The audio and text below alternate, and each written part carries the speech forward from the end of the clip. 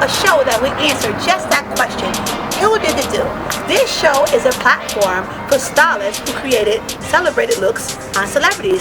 I'm your host, Khadijah, and here we are in Los Angeles, California, where we're going to interview some of these great celebrity stylists that have worked on celebrities. Naming some of the celebrity stylists that we'll be interviewing today is Brian Stephen Banks, brow artist Lashelle from Damone Roberts Studio located in Beverly Hills, also Brenton Lee.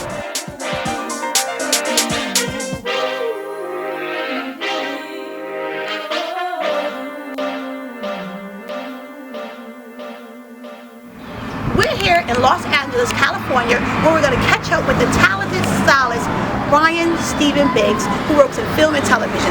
We're going to sit down and chat with the stylist and ask him a few questions how it is working in the great city of Los Angeles, California. Here we are at Who Did It Do with our talented celebrity stylist Brian Stephen Banks. How are you? I'm doing great. How are you? I'm doing great. We're happy to be here in LA. It's beautiful out here. Thank you. Thank for you. taking time with your busy schedule to be on our show, Who Did It Do? Can you just tell the viewers a little bit about yourself so they can get, because I'm already intrigued with you. Intrigued? Yes, extremely intrigued by the talent you definitely display. I've been following him on Facebook and Instagram, and you are absolutely amazing. Thank you so much. Oh, no, we thank you. So why don't you tell the viewers a little bit about yourself? Well, my name is Brian Stephen Banks. I've been doing hair for maybe 24 years now. I'm from Los Angeles, California, born and raised right here. And I love what I do. Before I worked in film and television, I was in fashion. I was working in Paris and New York, doing the pret-a-porter and the couture shows, and then came back here to LA, and it's been awesome. Film and television, it's been great. Okay. Being working with film and television, what was one of the first celebrities that you worked with, either in film or television? What was one of your first celebrities Oh my gosh, I remember it like it was yesterday. You will not believe. My first celebrity client when I moved back here from New York was Michael J. White. Michael J. White, yes. You remember him, right? Of course we remember Michael J. White. Spawn. Yes. And back then everybody was wearing the little twisties, little natural hair twisties, and he came in. I was working at Millennium Salon over on 3rd and Fairfax, and he came in and he wanted to get his hair twisted. He wanted to get what everybody else was getting, so I twisted his hair, and I was all starstruck because it was Michael J. White. Right. So that was my first celebrity client. Did you see when you worked with your first celebrity client? Did it open up the doors for more celebrity clients to come to you? Well, actually it did, and when you say celebrity clients, I'm just speaking as far as film and television. Exactly, because I did a lot of fashion before then. Right. But after I did Michael J. White, it opened up the doors for a lot of natural hair, actually, because after then I got Nick Cannon. Okay. And he was still on Nickelodeon, doing mixes in his bedroom, so he wasn't Nick Cannon yet. So, but he was awesome, so that led to a few different things, and I started working with different, directors like Billy Woodruff, so it just the ball kept rolling, And it's funny, it started with the guys, because doing men's hair. So a lot of people didn't know I was a woman's hairstylist also. They didn't believe me until they actually saw me doing hair in the salon. It was like, you don't do women's hair. And I was like, yeah, I do everything. We do everything. That's what we stylists do. We do everything. Let's be very clear. Yeah. So I wanted to get back and ask you this one question. So what was one of the most memorable moments? Because a lot of individuals that we have already interviewed on the show, they always talk about that one memorable moment working with the celebrity stylist. So what was maybe one memorable moment? Was it on set? Was it just meeting them in person? Can you just share? Oh my gosh, I have so many moments that. So many moments, because I'm from the city, I'm from the hood, so meeting these people and actually being on them is like, I got to take a breath. So one moment I had was with Jennifer Holliday. I did her for, I think it was probably the first Diva Simply Singing, and of course it's Jennifer Holliday, so I was definitely out of my league. So it wasn't the hair that was memorable. It was seeing her turn into that star, that performer, because she was just regular cool. And then when it was time to perform, after she started doing her hair, she started to turn into the Jennifer Holliday that we know, and that was what was incredible, because it was like, it was like seeing our work in action. It was like seeing it come to life. I had that same experience with Naomi Campbell. Wow. Now this was, you know, I can't even describe the feeling here because it's the same way. You know, I was at her house when she moved to LA for a while, and I was sitting there in the living room waiting for her to come, and she came through the door in her little sweats and her jogger. She looking like a roundaway girl. I could have met her over on Crenshaw somewhere. She came down there, and I started putting her weave in, started doing her hair, and slowly, she transformed into the icon, and I had to stop myself and was like, oh my God, it's really her. It's really her, and it was, you know, that was one of my most memorable experiences because that was awesome. So of course, when you're working on your client, or we can say the celebrity, or any client, do they give you full range to go wherever you want to go, or do they have to direct you? You know, sometimes I hear some stylists say that they get the creative control, or the celebrity comes in and say, this is what I'm looking for. So what usually is what's going on when you do your stylist? Do the styling. Okay, now see, here it is. I like to have clients who are ready and able to give in to the process. You know, I figure once they come to me, they've decided that I'm who's going to do their hair, and they've given in to the process that, you know, of what we're going to create. So it's kind of hard for me to, you know, take a lot of direction, you know, from someone, especially the actresses when they're in there to play a character, but they want to look like how they regularly look. They're trying to get their hair done how they regularly get it done when they're playing some homeless person. So, you know, that kind of makes a conflict sometimes when I know, you know, what the director and what the movie is going for, but they haven't given into the process of becoming an actor and actress, which is, you know, becoming a character. And in film and television, we don't just do hair, we create characters and create images.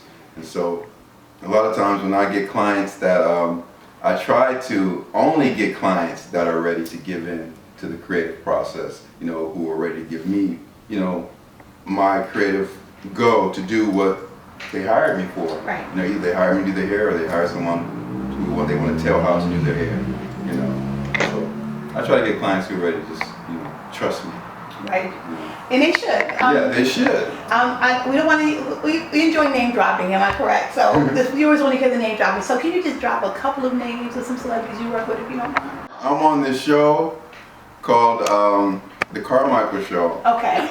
And I love Loretta Devine. Loretta Devine, yeah, she's one of my favorites as well. And I get to do her hair on this show. So I've followed her from theater all the way to the film and television, and I'm just honored. Yeah, she's awesome. One of my favorites as well. Yeah, so I'm doing her right now, and she's really great.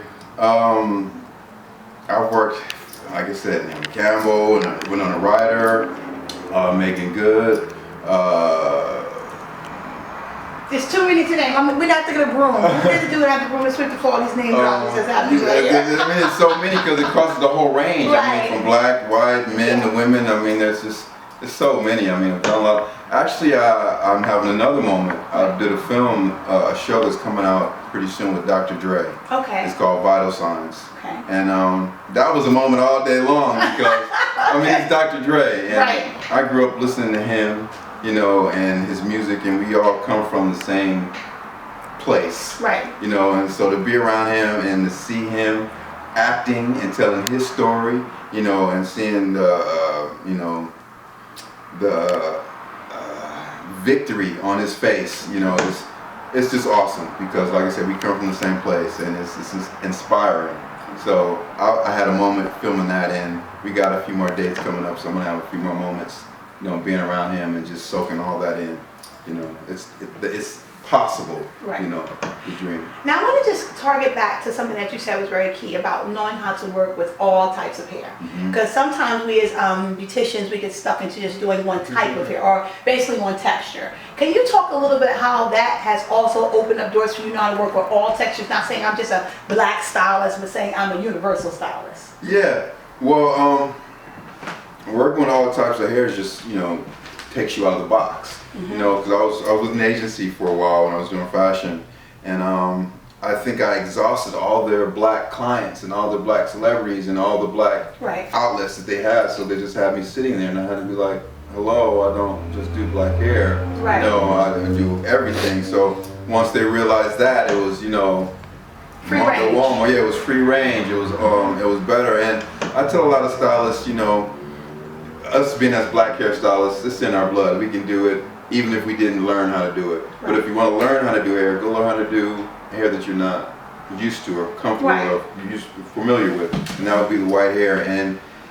when you go into film and television, it ain't a lot of us on film and television, so you don't have to do more of them, you got to do more of us. Right. So it's better to, hone your skills and know what you're doing. So. Yeah, so you got to be willing and ready to whatever comes your way. Exactly. So anything that comes your way. I can imagine how your bag is when you're going to style. So you're making sure you have it equipped with everything possible. Am I correct? Let me tell you right now. You want to see my bag? You want to see my bag? You know what? Why not? Let's go see the bag. Let's grab the bag. Right. Now let's get into this bag. Being you saying you always have to be willing and ready as a stylist, and we can see that you are. He's just amazing, isn't he? So let's check out this bag. What's inside that bag when you get ready to style those celebrities or what you travel with? First of all, this is my bag. Right. Now I've streamlined it down to this bag from the big bag, carrying it and lugging it. And I feel like, I'm not a hairstylist if I can't do anything I need to do with what's in this bag. Okay. And what's in this bag is, my tools, my weapons. Your weapons? Yeah. You come to destroy, huh? Yeah, of course. You gotta, I'm not scared of that hair. Create. Yeah, I ain't scared. Okay, Brian, being you have worked in film and television for so many years, what advice would you like to give to up-and-coming stylists who have an interest in working in that same field? Okay, yeah, so the only way to get in is by joining the union, Local 706, and you can only do film and television in Hollywood if you're part of the union. Everybody that works in film and television is a part of a union, from the hair and makeup to the grips, to the director, to the wardrobe. That's the only way you can do a film in Hollywood is by being a part of the union. And in order to get into the union, you have to, if you're lucky enough, you're able to get on a show that flips, a non-union show that flips. That's what you're saying. Can you go a little bit more into that, what flipping means? Non-union show is a show that's, it's not union, it's usually independent. Right. But once they've started filming for a while, it might flip. The union might force them to go union. Forcing them meaning that they have to follow all the regular guidelines for filmmakers that make films in LA. So that makes this film flip. And everybody that's on the film at the time is grandfathered into the union. Okay. That's how I got in. Okay. I was working on a show called Noah's Ark on the Logo Network a few years ago in 2005. And it was a non-union show, and it flipped. I was lucky. Are you grandfathered? Yeah, I got right in. I was so lucky because it's hard to find those non-union shows, and you never know if those shows are going to flip. Right. So, I was one of the lucky ones. I believe the industry is one of the lucky ones because they have you now. Yeah, and my first film that I worked on, was before I got into the union, I worked on 2 films. Okay. And the first film that I worked on was called Ride or Die. Mm-hmm. It was with Vivica Fox, Megan Good, Dwayne Martin, and Gabrielle Union. So, before I got into the union, I had a chance to get a little practice, And then I got into the union, and it's been great. Yes. It's been such a blessing ever since. It's been, to the moon ever since. And we're very, very happy to hear that. Okay, yeah, I toured with American Idol for the first 3 years. Kelly Clarkson, Jennifer Hudson. I was on tour for a year and a half with Tamar Braxton and John Legend, the whole Love and War tour, which was awesome. We did an American tour, and then we turned around and did the world tour, which was incredible. And John Legend was great, but Tamar Braxton doing her hair was awesome because she's, she's great. She's awesome. So she was a great canvas, to do hair for. So she was pretty good. Now, Brian, we hear that you are the stylist for the new show Insecure. Can you talk about that and working with that cast on, please? Oh my gosh, it was so awesome. Right. I worked on that show with a great team of stylists, and working with Issa Rae, it was incredible. She's funny, like nobody's business. And what was even more awesome is that we're filming right here in Los Angeles in South Central LA. Right. All the places where I grew up. everywhere that I grew up. Cool. We turn around the corner, I'm home. Turn around the corner, I grew up. I knew that liquor store. I went to school over there. Right. How great is that? So that was awesome because you grow up and seeing productions and not knowing what's going on and what's that and this and that, and finally I'm one of those productions, right around the corner by the alley, where I grew up from, so that was pretty awesome, and she just kept it real. Right. That was real. One thing I love about you in this interview, Stephen, is that your humility. I mean, you're so humble because, working with so many people that you have worked with, you won't come across as, like I have arrived type of mentality, but you're very humble. Did you ever, as a young individual or child, I could say, saw yourself in this position? Did you see your focus of going to a higher heights as a young child, or when did that come that you said, I'm going to make it? Oh my gosh, I never said I was gonna make it. I've never dreamt, I come from South Central LA, so I never thought I would be a hairstylist. Wow. I didn't grow up playing with dolls. This was something that totally just happened. It's been a blessing. Wow. Yes, it really has. It really has. I see your I have to look back myself, and it's hard to believe for myself, everything that I've gone through, and even just coming home back when I was a kid with my little Gloria doll. Right. And my family looking at that like, what you doing, boy? Oh, he's going through another phase. That's what I got, But look at me now. Right. Yes, look at you. Yes. It's been great, but I still try to be humble because, it's humble beginnings from where I come from. Nothing. And how important is it to stay humble? I think it keeps me grounded. Keeps you okay. It also keeps me aware, of my surroundings and how me being humble could affect other people or even inspire other people, that are around me that want to do great things or bigger things. When I came into the business as a hairstylist, when I didn't dream of being a hairstylist, but when I came in, my goal was to win an Oscar or an Emmy. Wow. Not to work in the salon for 18 hours. Wow. Okay, you had vision. That wasn't what I wanted to do. I wanted to win an Oscar or an Emmy. That was the only goal I had with doing hair. That was the only end point.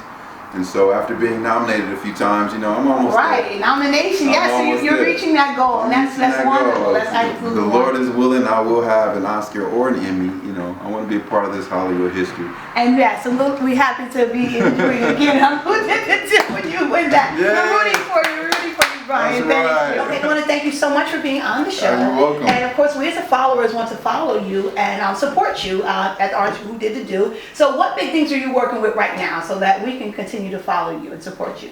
Okay, also, you can follow me right now. I have another show that's on television right now. It just premiered. All right. February 2nd. It's called Superior Donuts. Thank you so much. And it has a young black talent comedian. His name is Jermaine Fowler. Okay, he's great.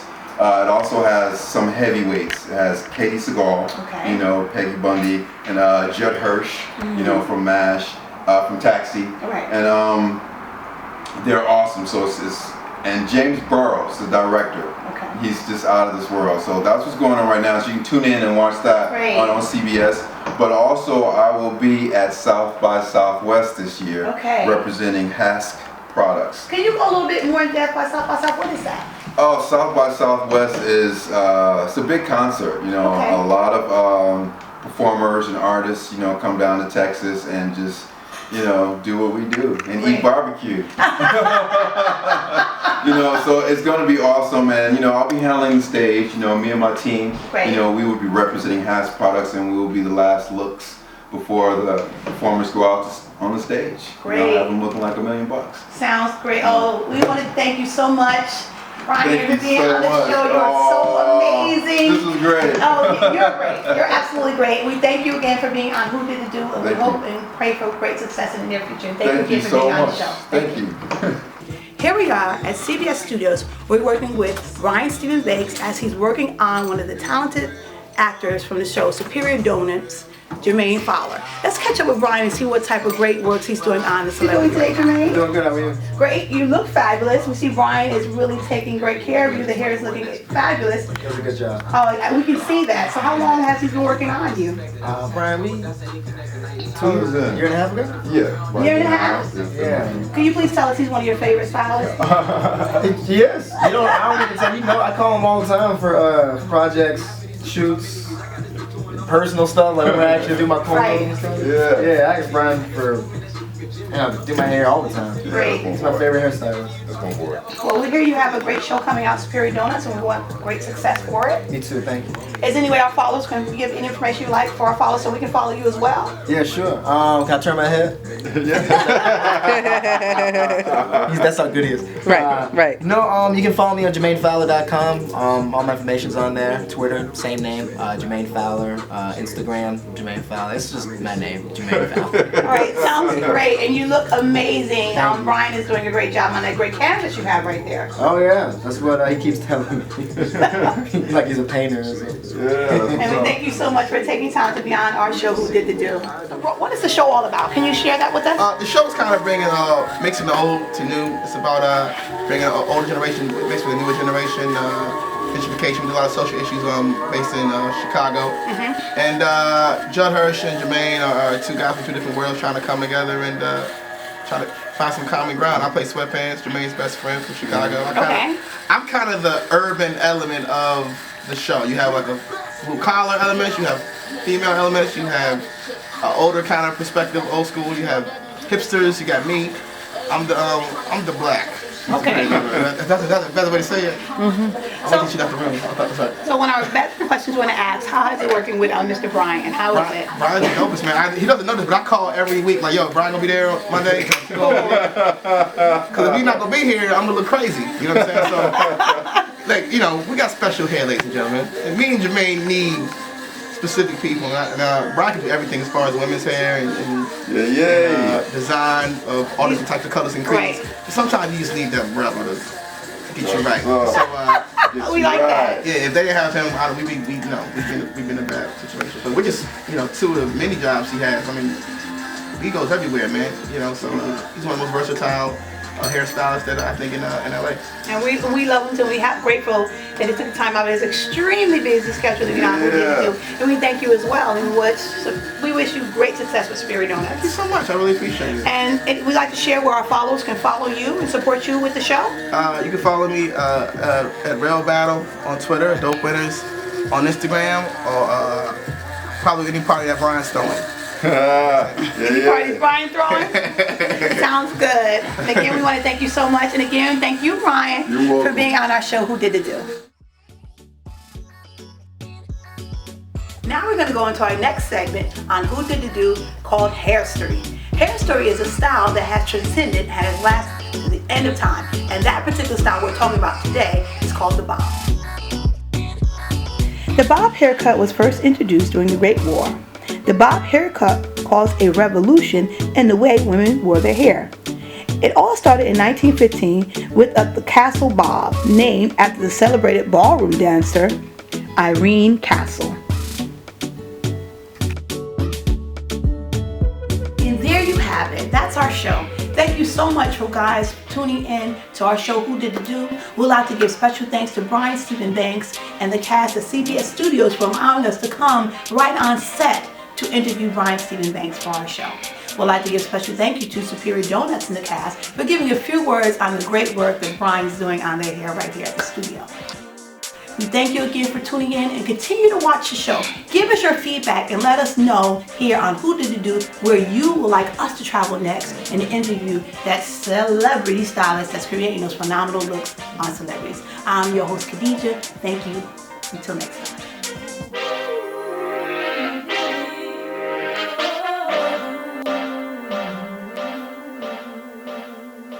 In CBS Studios with Brian Stephen Banks as he's working with one of the talented stylists. Now we're going to our next segment, and okay. Here we are at CBS Studios with the talented celebrity stylist, Stephen Brian. That's a good job. Oh, you understand I'm sweating under here. my breath the whole time. Get out of here. You did an amazing job, him and Brenton Lee. Yeah, they did a good job. You know Brenton Lee? I'm surprised you guys don't know him. Know each other,